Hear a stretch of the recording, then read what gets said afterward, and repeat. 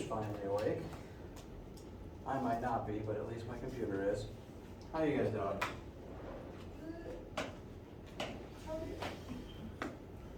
Tired seems to be the general consensus of everyone I've spoken to today, so. There are many things happening and all of them are falling on my head. Too many things. Not enough sleep. Too many things falling on heads, apparently. For that I'm sorry. So that tells me the entire world needs a vacation right about now. Yes. That would be lovely. So, I am not any sort of biologist, but being a carbon-based life form, I've picked up a few things about, a few pieces of information about being an organic creature. And I've recently learned that it takes about at least a year, maybe 3 years off to fully recover from actual medical burnout. Like 3 years of doing nothing. And I'm pretty sure the entire planet has burnout right now. So the entire planet needs at least 3 years of vacation. Who's with me? All right. You have to start a petition for that. At least for right now, we have a weekend upon us, which is good. Minor announcement. Someone left a black cardigan jacket article type of clothing. That was here on Wednesday, so they were. It was left on Wednesday. I thought someone in this lecture left it, but if they're not here today, then they wouldn't be. No, it was already here because it was on last year. Okay. Well, it'll just remain here for the time being. We have a weekend upon us, which is nice, and thankfully, well, for you guys, I don't think there's any assignments for this class due on Monday. The lab and the homework and the quiz. quiz. Oh, you're extending it? Yes, that's the announcement that I'm extending, and I realize. So, yes, that was information in my head that wasn't in your brains yet. So for that, I apologize. So today is the 25th, Monday is the 28th, and I'm moving all assignments that were originally due on the 28th to be due not on the 28th. Wait, so what, I'm sorry, I was distracted. So, sounds like originally, thought I had the homework set to a different date. Homework, quiz, and lab were due this day. I'm changing all of that because I just want more time to talk about chapter 4, because rotation is weird. And so, I'm going to move the lab to be due on Friday the 4th, and I'm moving the homework and the quiz to be due Monday the 7th. Now keep in mind, Monday the 7th is when the first test week begins, so it will be better for you if you have at least attempted to finish most of that homework assignment up before then, but I figure there's no point making it due earlier to give you the time. That said, test happens this week. We'll have plenty of time next week to wrap up chapter 4 and to look at our study materials, but do keep in mind, test begins this time. You might not necessarily have it on Monday, but you probably want more time to study, so do try to wrap up the chapter 4 assignments prior to that. But nothing will be due Monday the 28th. Please sleep this weekend. I know I will be. With that said, today we'll be continuing with chapter 4. Next week we'll finish up chapter 4 and go over study materials for the first test, including a list of topics, and I'll make sure you have practice questions. And then the first full week of March we will actually take the thing. How do we feel? Does anyone have any questions?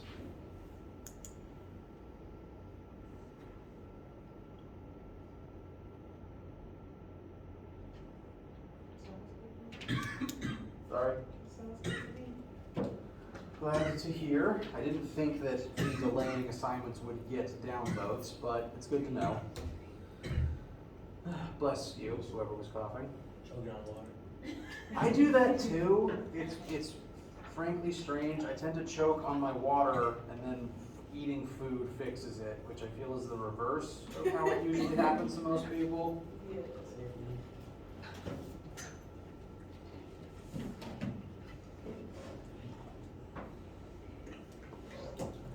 once mentioned that to an associate that was a nurse, and she sounded genuinely worried. I never followed up on that conversation, so things to talk to a medical professional about. Excuse me. All right, let's begin with a quick series of short example questions to pick up where we last left off.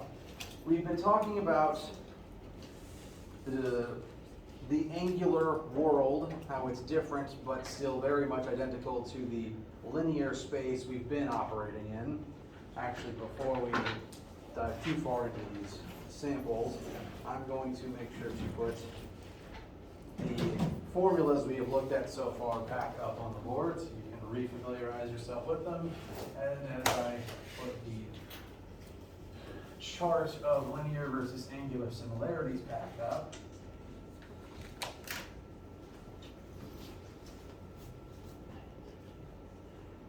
within linear motion, which is again everything we've done up until chapter 4, we've talked about things moving in terms of displacement, velocity, and acceleration. You can do that for rotational objects as well, with angular displacement, angular velocity, and angular acceleration. New variables that swap out meters for radians, but otherwise all of the logic and formulas are functionally identical. The primary exception being the new translation formulas that take you from linear to angular and vice versa based on the radius of the spinning object.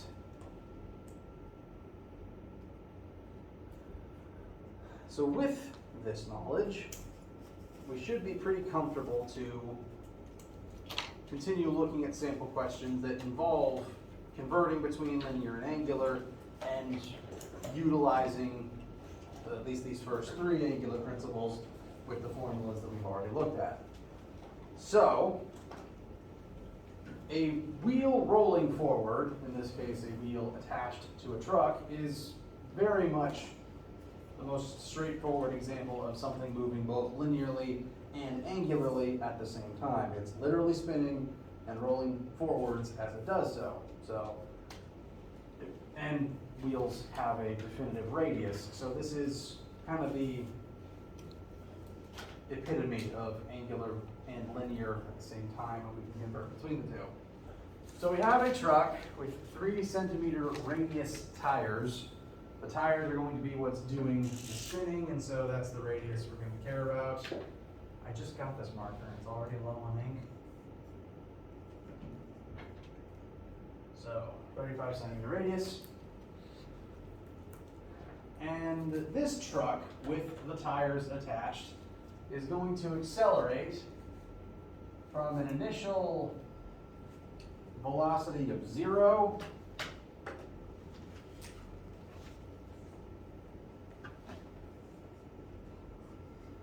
to a final velocity of 45 meters per second. And this will happen over a period of 6 seconds. So that and the radius are the things we are definitively told. Our first question is, what is the final angular velocity of the truck's tires?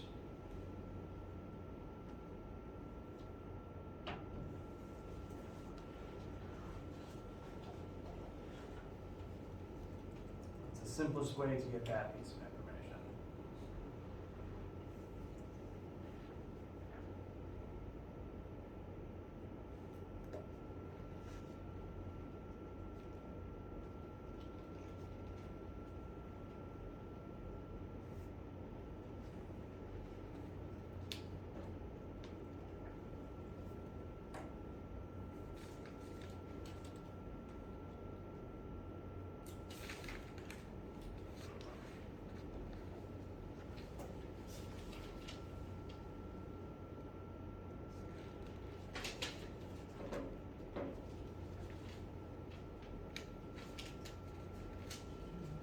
Just 45 by 6?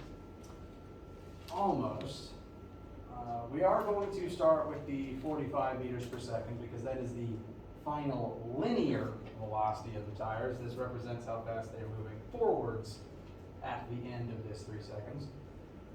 But the first thing we've been asked for is final angular velocity. So, and just as a reminder, if you're looking over formulas, lowercase omega, also known as a very curly W, is the symbol for angular velocity. So if you're looking for a formula, this is the symbol we're after.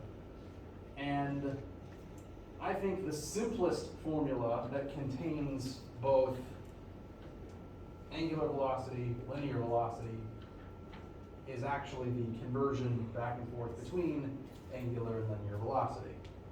That's in the central column on the formula sheet. Velocity linear equals radius times velocity angular. We know the radius of the tires, and we know linear velocity final, so finding angular velocity final with this formula seems to be the most straightforward option.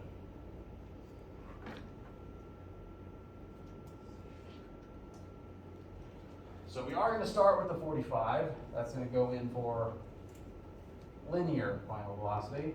That's going to be equal to the tire's radius, which is given in centimeters.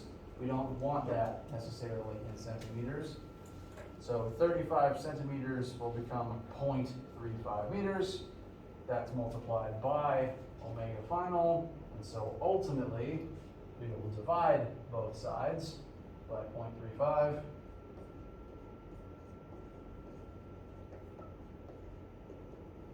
Which will give us a final answer somewhere in the low hundreds, I think. 128, you said? Point. Thank you. So that is the final angular velocity of these wheels. And angular velocity is going to be listed in radians per second. So that tells us how fast the tires will be spinning after 5 seconds. At that final top speed, if they continue to roll at that top speed, every single second that passes, the tires will elapse 129 functionally radians worth of rotation. We could figure out, by converting radians into rotations, how many times it spins every second. Next question, what is the final angular acceleration of the tires?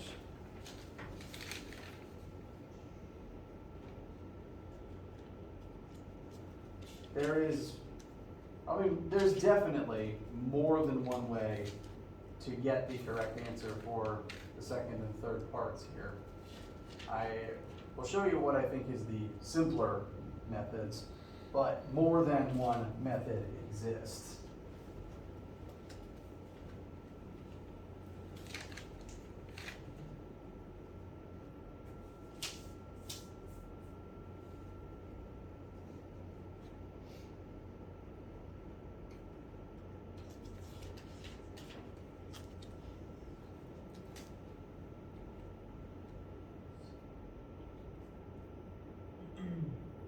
So, first thoughts. Didn't you use the velocity that you just got right there? Very good. We know the final angular velocity of the tires, and we do technically know the initial angular velocity of the tires as well, because if they're not rolling forwards, they're not spinning either. So we can extrapolate. Angular velocity initial of the tires would also be 0, but in radians per second. So we know the change in angular velocity of the wheels, and we know how long it took that change to occur. That is the definition of acceleration, change in velocity over change in time. So the quickest formula that I would recommend for right now, alpha equals delta omega over delta t.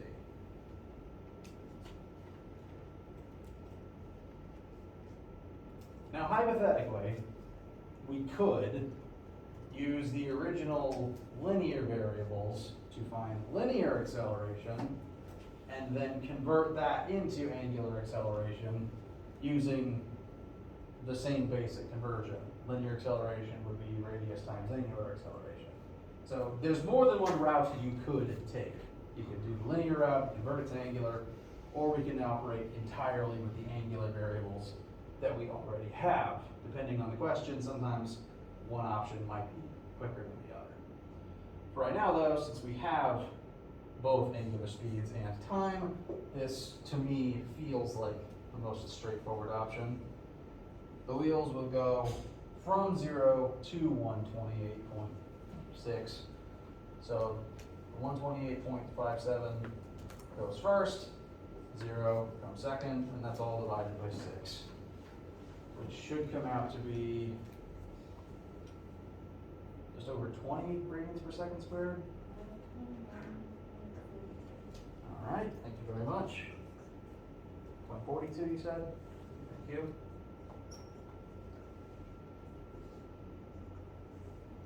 All right.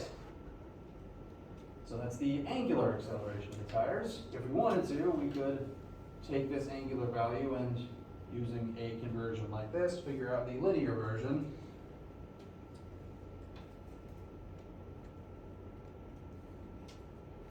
And then I lost my train of thought. But what else is new? Last question, what is the total angular displacement of the tires? Throughout this 6-second process, we're basically being asked, how much did the tires spin? We could solve this as number of rotations, the number of times the wheels rotated. If we find it in radians, we do basically have that information. So anything we're after right now, number of radians spun by the tires in this 6-second period. And right now I want to show definitively that there is at least 2 ways to get this answer.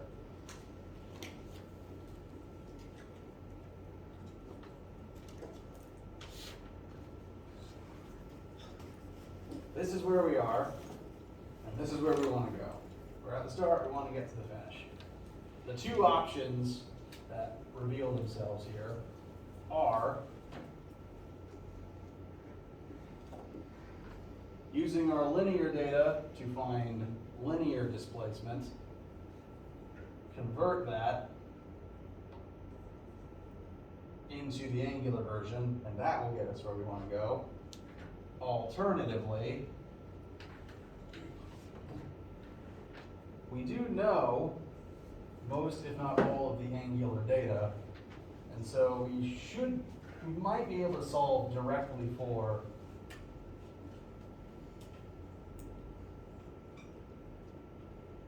delta theta, and that would get us possibly there, where we want to go in a fewer amount of steps. Sometimes one route might be easier than the others, but in general, you can work a question in one world and convert it back into the other one.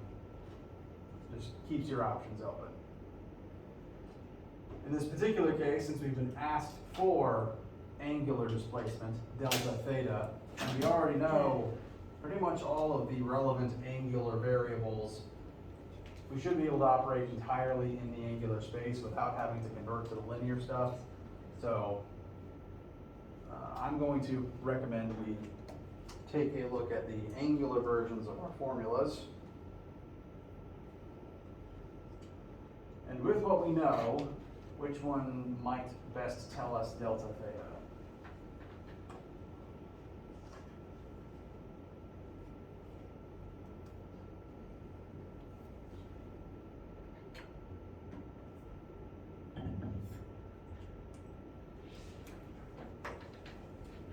The second one?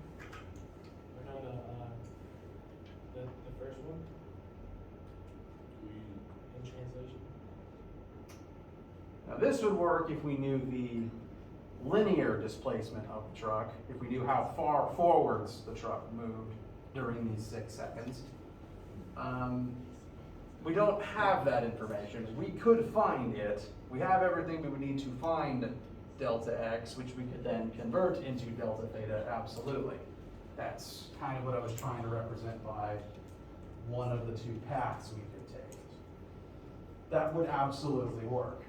You are correct. We know all the linear stuff needed to find delta x, and then convert it to delta theta. But we also know all the angular stuff needed to just find delta theta. What about the last one? Very good. I'm actually going to point to both of these bottom two formulas. I think, yes, both of them contain delta theta, in which case it's the last remaining thing we don't know. This, which is the angular version of formula 3, we want delta theta, we know initial velocity, we know time, 1/2 times angular acceleration times time squared. That can get us to delta theta because it's the only thing in it we don't know. And then the last one, we know final angular velocity, initial angular velocity, acceleration. Delta theta is the last thing we don't know. So either of these should do the trick. You wouldn't want to use this one necessarily because it has the same asterisk as its linear version. Neither of them work if you're accelerating. This formula only works at constant velocity, which means this formula only works at constant velocity. This truck and its wheels are accelerating, so this one's out. That leaves us with just the bottom two. Either will work. But since formula 3 is already in the form of delta theta equals blank, I'm going to write that one on the board.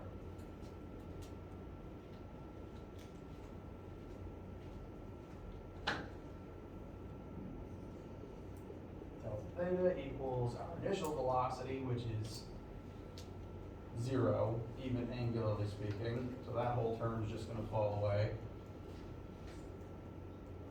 Plus 1/2 times the acceleration that we just found, 21.42, divided by 6 seconds squared.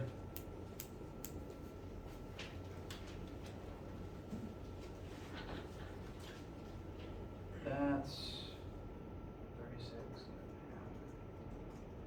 That's a big number that I can't do in my head.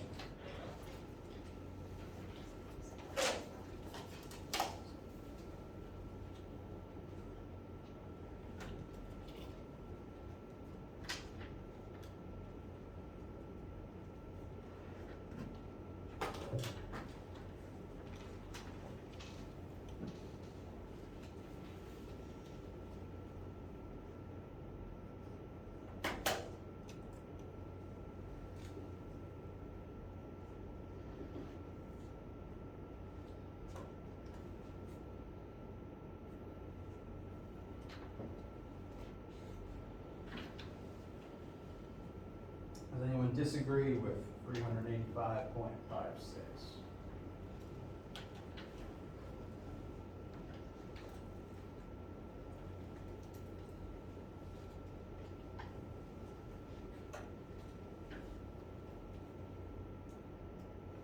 Okay, so that is the number of radians that the tire will spin, and all 4 tires will be doing the same thing. They will all spin this many times.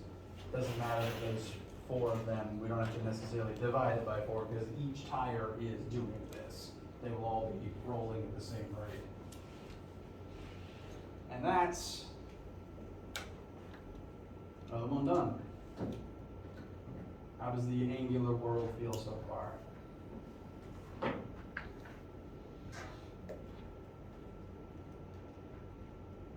All right. Not bad. All right.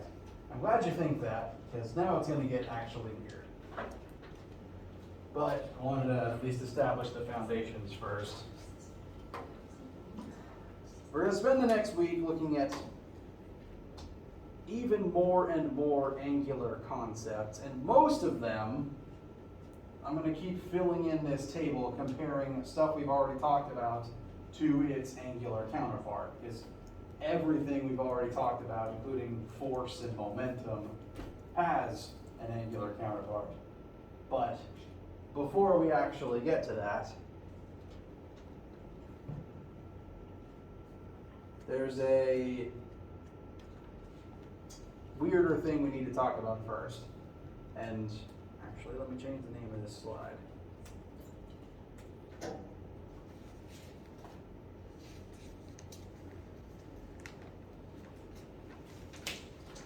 It's the idea of not necessarily linear or angular acceleration, Who has heard of centripetal acceleration? Centripetal. This is a word that you've hopefully heard before. Isn't there force too? Centripetal. There is, because most of the times if there's an acceleration, there is a corresponding force. So centripetal force causes centripetal acceleration, since the entire purpose of force is to cause acceleration. So very good eye. Yes, centripetal acceleration is part of how we describe not necessarily the motion of one object spinning about its own axis. Centripetal acceleration and centripetal force refers more to the idea of an orbit.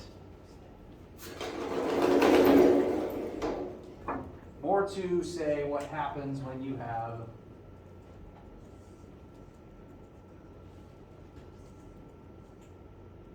a moon orbiting a planet.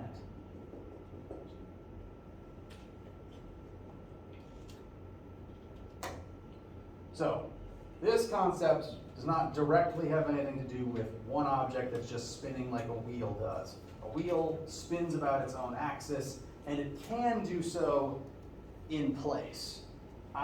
If I'm just holding this wheel in the air, it can spin without necessarily moving linearly at the same time. Linear and rotational don't have to happen at the same time. They definitely can, if I roll it back and forth on the table, but they can also exist separately. Centripetal acceleration is different because it's a unique form of both angular and linear happening at the same time. I want you to think about the example of the moon orbiting the Earth. Now, this moon, our moon, has mass, it has velocity. That means it has both kinetic energy and momentum telling it to keep moving. So since the moon has always been moving, it's always had this energy compelling it to keep moving, that's why it is currently still in motion. Frankly, every object in space, if it's moving, will continue moving because there's nothing to slow it down. Meteors will just keep flying until something eventually gets in their way. And so if the moon wants to keep moving, what necessarily keeps it from drifting away from the Earth? This is not a trick question, we mentioned it before. What's the thing that keeps the moon from leaving Earth's orbit? A little louder. Gravity. Gravity, very good. There's literally a force pulling the moon towards the Earth. Now, completely separate from this fact, completely separate from the moon being pulled towards the Earth, the moon has some velocity that's telling it to keep moving in a straight line. Its own kinetic energy, its own momentum, its own inertia tells it to move in a straight line. It wants to move in a straight line. But Earth's gravity doesn't really let it. The moon wants to move forwards. Everything in space wants to move forwards. If you were an astronaut just, doing a spacewalk from the space station, and you just chuck a wrench into the void, it'll keep moving in a straight line forever, because there's nothing to stop it. The moon wants to do that, but it can't because of the Earth's gravity. So it already has a velocity pointing this way, but there's this force from the Earth trying to get it to move this way. This force is going to cause the moon to accelerate towards the Earth. But notice, as it's accelerating towards the Earth, it's still trying to move forwards at the same time. Just because something starts accelerating in one direction doesn't mean it loses all of the motion it already had in a different axis. Kind of like the projectile motion questions, where we would look at the X and Y motion of a thrown object. Just because it accelerates towards the ground doesn't stop it from moving forwards. So what actually ends up happening is the moon moves forward and accelerates towards the Earth at the same time. So it moves forwards, it falls down concurrently, and so rather than ending up here or ending up here, it does both at the same time and ends up here. It moved forwards and accelerated down at the same time. The force from the Earth acts, in this case, as something called a centripetal force, creating a centripetal acceleration that caused the moon to try to accelerate towards Earth's core, but its own forward momentum keeps it from actually just falling straight down. If for some reason the moon wasn't trying to move forwards, if it was just stationary and then Earth's gravity started pulling it, it would just fall to the Earth. And, bad things would happen because of that. The moon's orbit happens because it's trying to move forwards and fall down at the same time.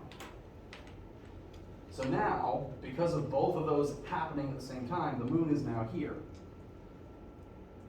Now that it's changed position, do the original velocity and force vectors point in the same direction that they were just pointing in? Do you think this red line for velocity and the blue line for the force of gravity point in the same direction that they pointed in the previous position? Yeah. You wouldn't necessarily be at fault for thinking that, but gravity always exerts between the centers of mass of two objects. Earth's gravity has to point towards its center. And so if this force arrow still pointed in the same direction, well, that wouldn't really be gravity anymore. At least it wouldn't be Earth's gravity. Earth's gravity has to point to the center of the Earth. So now that the moon is in this position, Earth's force of gravity on it has changed direction. Not necessarily magnitude, just direction. And so now the moon is going to try to fall in this direction while it's still trying to move forwards. Although what forwards means for the moon has changed somewhat, because it was moving in this direction, but then it technically accelerated because of Earth's gravity. That does change the direction of its velocity. So its velocity vector actually looks more like this now. It was going this way, but now it's accelerated a little more towards Earth's center. It's changed direction because of Earth's gravity. But Earth's gravity has also now changed direction compared to our previous location. So now the moon wants to go this way, the Earth tries to make it fall that way, it's going to try to do both at the same time, and so it's going to end up here.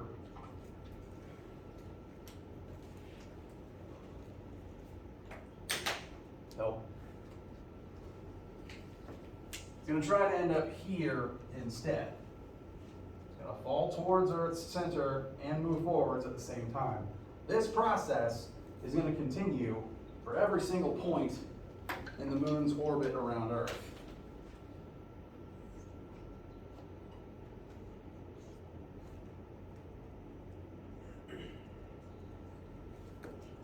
So no matter where you draw the moon on this orbit, gravity will always point towards Earth's center, and the moon's instantaneous velocity, the direction that it'll be trying to move in at that moment, will point tangent to the circle. And so every single second, as it tries to move forwards and fall at the same time, the universe just kind of hiccups and it ends up at the next point in the circle instead. This funny situation is centripetal acceleration, caused by a centripetal force. The word centripetal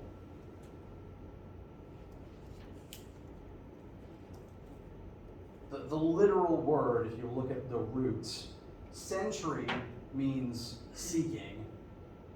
Century means center, excuse me. Like the root word century means center. and petal means seeking. So the centripetal force, which causes centripetal acceleration, is the center-seeking force, which causes center-seeking acceleration. Note that no matter where the moon is in this orbital path, the force of gravity from the Earth always points to the center of its orbit. Meanwhile, the moon is always trying to accelerate towards that center. If the moon wasn't moving forwards at the same time, it would just fall straight down. It would literally move towards the center of this path. But because it's moving forwards at the same time, it doesn't actually fall straight down. It just kind of misses and is perpetually falling.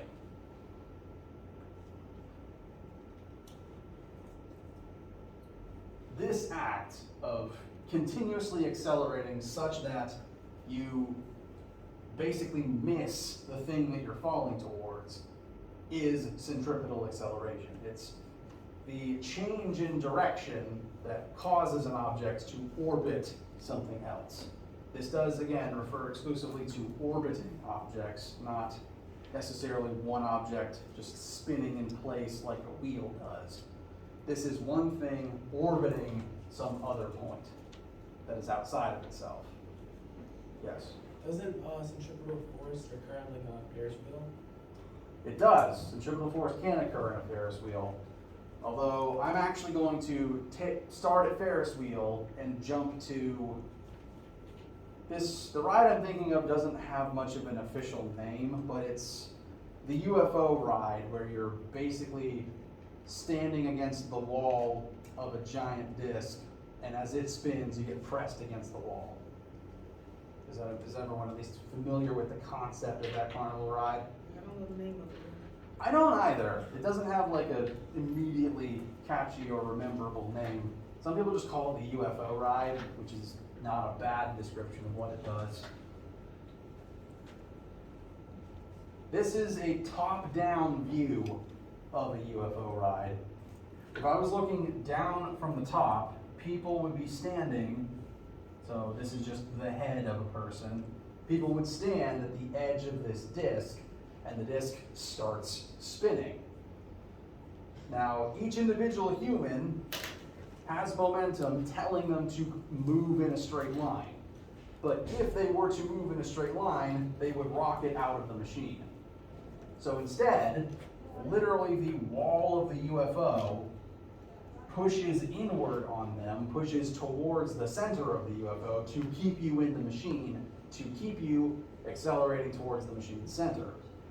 Literally, if that wall was not there to exert that force, you would fly out of the ride, because your own momentum would tell you to move in a straight line out of the machine. Which, in a scaled down version, is why if you're on a merry-go-round and you let go, you will fly off of the machine. It's the same thing. And I say merry-go-round, meaning the one that's flat to the earth, not a Ferris wheel that's vertical. The flat to the earth merry-go-round that, I am not an artist, so excuse me. The flat to the earth merry-go-rounds with the bars that you hang on to, and some kid standing off of it has to literally spin it while you're on it. We would make a game out of that. We would like spin as fast as we could, and then we would like go and like jump to see who could go the furthest. Yeah. Yes. But to jump off of it, you have to let go of the bar that's holding you onto the machine. Well, it's not really a machine. Holding you onto the thing. You holding onto the bars is the centripetal force that keeps you moving towards the center, that keeps you moving in a circular path around the machine. As soon as you let go of that bar, that center-seeking force ceases to exist, and you will now move in a straight line off of the ride. So, centripetal force causes centripetal acceleration that causes one object to orbit a different point. If it weren't for this force, orbits wouldn't exist. Objects would just move in straight lines. This is, Well, this explains a lot of various machines and phenomena on Earth, but definitely the biggest one is literally planetary and lunar orbits. Without this phenomenon, nothing would orbit anything else.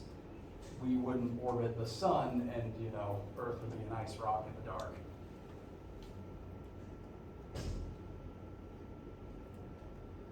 We're a little light on time, so I am glad to at least have introduced this concept.